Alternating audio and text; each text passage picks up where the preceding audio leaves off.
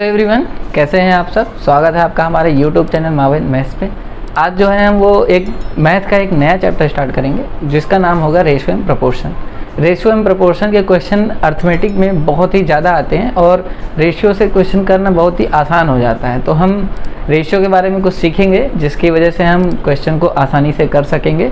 Ratio का use आप लगभग अर्थमेटिक के सारे चैप्टर्स में होता है। जैसा कि आप परसेंटेज में भी देखे होंगे, जब हम फ्रैक्शन लिखते हैं तो फ्रैक्शन भी एक तरीके का रेशियो ही होता है। जैसे हम लिख रहे थे कि कोई चीज़ सक्सेसिव इंक्रीज कर रही है तो 5 से 6 हो रही है या 4 से 5 हो रही है, कुछ भी हो रही है, ये सब एक तरीके का रेशियो ही हम निकाल रहे थे। तो चलिए देखते हैं कि इस वीडियो में हम रेशियो के बारे में जो सिंपल चीज़ें हैं वो हम क्या सीख सकते हैं। इस वीडियो को शुरू करने से पहले अगर आप इस चैनल पर नए हैं तो चैनल को सब्सक्राइब करना ना भूलें और वीडियो को लाइक और शेयर ज़रूर कीजिएगा। चलिए देखते हैं। जैसा कि हम सब जानते हैं कि रेशियो जो है वो एक तरीके का डिवीज़न होता है। डिवीज़न कैसे होता है कि अगर हमें कोई रेशियो लिखना हुआ तो हम उस रेशियो को लिख सकते हैं। अगर कोई भी रेशियो, अगर मान लीजिए हमें 5:6 लिखना है या 2:3 लिखना है या 4:7 लिखना है, तो कोई भी रेशियो लिखना है हमें, तो हम उस रेशियो को किस तरीके से लिखते हैं। मान लीजिए 4:3 लिखना है, तो 4:3 अगर हमें लिखना है तो सबसे पहले 4 लिखते हैं, फिर 2 डॉट लिखते हैं, इस तरीके का बनाते हैं, उसके बाद 3 लिख देते हैं। यही हमारा एक तरीके का रेशियो होता है। अब इसी रेशियो को हम दूसरी तरीके से इस तरीके से भी लिख सकते हैं, 4/3 भी कर सकते हैं कि कोई दो नंबर का रेशियो अगर 4:3 है तो हम उसे 4/3 भी लिख सकते हैं। तो ये भी एक रेशियो को लिखने का एक तरीका होता है। चलिए देखते हैं कि इन रेशियो में अगर हम किसी भी चीज़ का एडिशन करें, सब्ट्रैक्शन करें, मल्टीप्लिकेशन करें या डिवीज़न करें तो इन रेशियो पे क्या फ़र्क पड़ता है। तो पॉइंट करके लिखेंगे। पॉइंट 1 में सीखेंगे कि एडिशन, सब्ट्रैक्शन, डिवीज़न, मल्टीप्लिकेशन करने पे हमें क्या मिलता है। तो पॉइंट 1 लिखिए आप लोग। पॉइंट 1 कि अगर हम किसी भी रेशियो में हम एडिशन करते हैं किसी भी चीज़ का, या सब्ट्रैक्शन करते हैं, डिवीज़न या मल्टीप्लिकेशन कुछ भी करते हैं, तो उस रेशियो पे क्या इफेक्ट पड़ता है। मान लीजिए कोई भी रेशियो अगर मान लीजिए अगर 2:3 दे रखा है, तो सबसे पहले 2:3 एक रेशियो है जो आपस में कटेंगे नहीं कभी, तो हम इसीलिए रेशियो बने रहते हैं, कोफैक्टर्स होते हैं एक दूसरे के। इसके बाद क्या होता है, अगर हमें रियल नंबर चाहिए होता है, किसी भी रेशियो से रियल नंबर चाहिए होता है, तो हम उसमें किसी भी वेरिएबल का मल्टीप्लाई कर देते हैं। जैसे इसमें मान लीजिए अगर हमको रियल नंबर चाहिए, रेशियो से कोई रियल नंबर बनाना है, तो हम क्या करेंगे कि इसमें हम किसी भी वेरिएबल का मल्टीप्लाई कर देंगे। मान लीजिए अगर हम x से मल्टीप्लाई करते हैं तो 2x और 3x ये हमारे वेरिएबल हो जाएंगे। वेरिएबल क्या, ये हमारे रियल नंबर हो जाएंगे और ये रेशियो दे रखा है। अगर इस रियल नंबर का रेशियो निकालेंगे तो 2:3 ही हमें मिलेगा। तो अब हमें करना क्या है, अगर हम सबसे पहले मान लीजिए हमें ऐड करना है, ऐड करना है, कोई भी नंबर ऐड कर लीजिए। मान लीजिए अगर आपको ऐड करना है 4 ऐड करना है, तो 4 ऐड करना है, रेशियो में ऐड करना है। हमें रेशियो ये दे रखा है, हमें ये रेशियो दे रखा है, इस रेशियो में हमें 4 ऐड करना है, +4 करना है। तो सबसे पहले क्या होता है कि किसी भी रेशियो में हम डायरेक्ट जोड़ नहीं सकते हैं और घटा भी नहीं सकते हैं, मल्टीप्लाई डिवीज़न कर सकते हैं। वही चीज़ मैं यहाँ पे आपको बताने जा रहा हूँ कि अगर कोई भी नंबर हमें ऐसे रेशियो में दे रखा है, उसमें अगर हम 4 ऐड करना है तो सबसे पहले हम उसको रियल नंबर मानते हैं, पहले x या किसी भी वेरिएबल से उसका मल्टीप्लाई करते हैं। तो हम क्या करेंगे, 2x और 3x ले लेंगे, इनका रेशियो ले लेंगे, फिर इसमें हम 4 ऐड करेंगे, 2x + 4 रेशियो 3x + 4। तो जो ऐड करने पे हमें जो रेशियो मिलेगा वो इस तरीके का मिलेगा। हमें डायरेक्ट हम इसमें ऐड नहीं कर सकते हम कि 2 + 4 कर लें, इधर 3 + 4 कर लें तो ये 6:7 हो जाएगा, ऐसा नहीं होता है। हमें इस तरीके से करना रहता है। सेम सब्ट्रैक्शन के केस में भी सेम इसी तरीके से होता है। अगर मान लीजिए आपको सब्ट्रैक्ट करना है, यही 4 आपको सब्ट्रैक्ट करना है, तो सेम आप यही करेंगे, 2x - 4 रेशियो आएगा आपका 3x - 4 का। तो ये रेशियो आपको सब्ट्रैक्शन में मिलेगा। आप इस तरीके से इसे माइनस भी नहीं कर सकते हैं कि आप माइनस कर दीजिए और आपका आंसर आ जाएगा, ऐसा नहीं होगा। फिर उसके बाद क्या आता है, मल्टीप्लाई और डिवाइड। तो मल्टीप्लाई और डिवाइड में आप सब अगर थोड़ा बहुत भी जानते होंगे तो उसमें रेशियो कभी चेंज नहीं होता है। और क्यों नहीं होता है इसको चेक कर लेते हैं एक बार। अगर हम मल्टीप्लाई कर रहे हैं मल्टीप्लाई अगर हम कर रहे हैं 4 से ही कर रहे हैं, मान लीजिए 4 से ही मल्टीप्लाई कर रहे हैं, तो हम क्या करेंगे 2x को 4 से मल्टीप्लाई कर रहे हैं, रेशियो 3x को 4 से मल्टीप्लाई कर रहे हैं। तो यहाँ से फिर से 4 आपस में कटेगा, x से x कट जाएगा और आपको रेशियो फिर से वही 2:3 मिल जाएगा। तो हमारा मल्टीप्लाई के केस में रेशियो जो है वो चेंज नहीं होता है। और इसी तरीके से डिवीज़न में अगर हम डिवीज़न कर रहे हैं, डिवीज़न भी 4 से ही कर रहे हैं, तो क्या होगा 2x/4 रेशियो 3x/4। तो इसमें भी सेम कट जाएगा सब, x से x कटेगा, 4 से 4 कट जाएगा और आपका रेशियो फिर से आ जाएगा 2:3। तो यहाँ हमने क्या सीखा, यहाँ हमने ये सीखा कि अगर हम किसी चीज़ में क्या मतलब अगर हम रेशियो में, डायरेक्ट रेशियो में अगर हम कोई चीज़ ऐड करें तो हम ऐड रियल नंबर मान के तभी ऐड कर सकते हैं और घटाने में भी हम रियल नंबर मान के ही उसको घटा सकते हैं।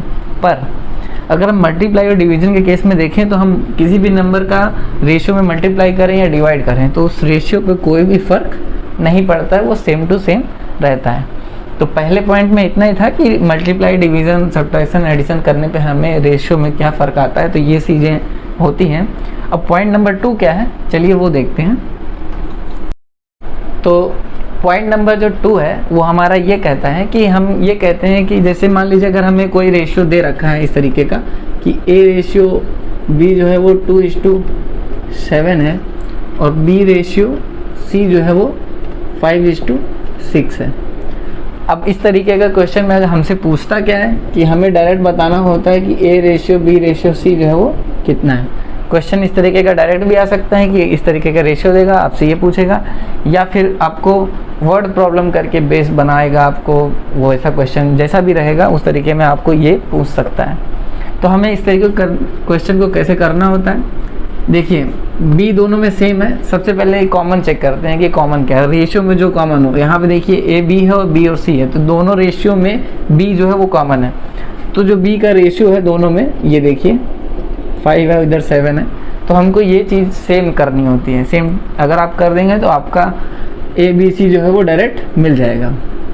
इसका क्या तरीका है, पहले तो आप ये कर सकते हो, इधर 5 है, इधर 7 है, अगर इधर आप 5 से मल्टीप्लाई कर दो और इसमें आप 7 से मल्टीप्लाई कर दो तो आपका जो रेशियो है वो मिल जाएगा। अगर आप रेशियो को मिल जाएगा, यहाँ से करेंगे तो ये 35 आएगा, 7 5 से 35 और इधर सेम 5 7 जा 35, तो आपका बी जो है वो सेम हो जाएगा। उसके बाद जो भी मल्टीप्लाई के बाद आपका आएगा आंसर वही इसका रेशियो होगा। तो करेंगे ए बी सी रेशियो कैसे निकालेंगे, अब क्या करेंगे, मल्टीप्लाई कीजिए 5 का 2 से 10 और ये तो 35 हो ही जाएगा, मतलब 7 5 जा 35। तो आपको ए मिल गया, बी मिल गया, ए मिल गया, बी मिल गया। बी क्योंकि 35 दोनों में है तो हमने कॉमन बी लिख लिया। अब बचा क्या, सी। सी जो है देखिए यहाँ पे, तो 6 7 जा 42। तो ये जो है हमारा वो रेशियो आएगा ए बी सी का। तो एक तरीका आप ये लगा सकते हैं कि आपको देखना पड़ेगा कि क्या चीज़ बराबर करनी है, तो उसके बाद आप इस तरीके से मल्टीप्लाई करके कर सकते हैं। दूसरा तरीका क्या होता है कि ए बी सी को आप इसी तरीके से लिखिए 2:7 5:6 और आपको एक लाइन में आपको लिखना है, यही चीज़ आपको एक लाइन में ही लाना है। तो क्या करेंगे, सबसे पहले इधर से देखिए, सबसे पहले ऐसे मल्टीप्लाई करते हैं, नीचे वाले नंबर का ऊपर वाले से, फिर यही नीचे वाले का बगल वाले से, फिर वही बगल वाले का नीचे वाले से, इस तरीके से करते हैं। इसको आप 1, इसको 2, इसको 3 मान सकते हैं कि पहले ऊपर जाएंगे फिर इधर, इस तरीके से चलता चला जाता है। मतलब हमको कॉमन करना है, तो पहले हम 5 का मल्टीप्लाई 2 से करेंगे तो हमारा आएगा 10, ये ए हो जाएगा। फिर उसके बाद 5 का करेंगे 7 से, ये आएगा 35, ये बी हो जाएगा। लास्ट वाला क्या करना है हमें, 7 का 6 से करना। देखिए पहले ऊपर गए, फिर तिरछा, फिर नीचे 7, ये आ जाएगा 42, ये हो जाएगा सी। तो एक लाइन में हमारा इस तरीके से आंसर आ जाएगा। ये भी कुछ नहीं है, यही एक चीज़ है कि हमको क्या करना है, जब सेम करना होता है तो 5 का 7 से करेंगे, 35 दोनों में आ जाएगा। फिर इधर देखिए 5 से कर रहे हैं, इधर 7 से कर रहे हैं, जो हम लोग यहाँ कर रहे हैं वही चीज़ यहाँ कर रहे हैं। ये करने में थोड़ा दिखने में आसान लगता है लेकिन होता यही है। इसके बाद क्या होता है कि हमें कॉमन ही देखना होता है किसी भी क्वेश्चन में, तो कॉमन ही चेक करेंगे। मान लीजिए कोई लंबा रेशियो दे रखा हो, इतना छोटा छोटा ना हो, थोड़ा ABCDEF करके हो, तब कैसे करेंगे? तब भी हमको एक कॉमन ही चेक करना है कि कॉमन क्या है।